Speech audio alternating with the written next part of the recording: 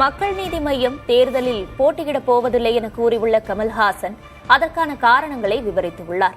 இக்கட்டான அரசியல் சூழலில் திமுக வழங்குவதாக கூறிய தொகுதி எண்ணிக்கையும் உதயசூரியன் சின்னத்தில் போட்டியிட வேண்டும் என்ற பரிந்துரையும் தங்களுக்கு ஏற்புடையதாக இல்லை என அவர் கூறியுள்ளார்.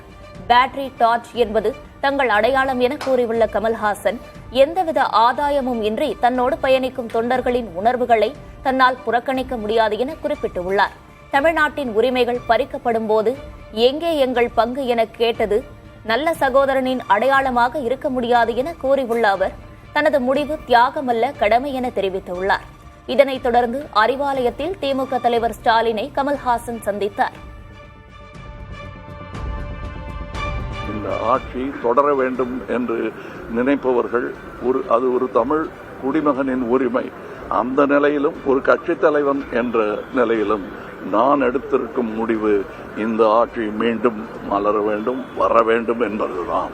இதில் வெளியிலிருந்து நாங்கள் ஆதரவு கொடுப்போம். ஆதரவு என்றால் அழுத்தமான ஆதரவாக இருக்கும், தோளாக இருக்கும். எங்க கட்சிக்கு என்று சுயமரியாதை பற்றி அவர்களுக்கு தெரியாததா?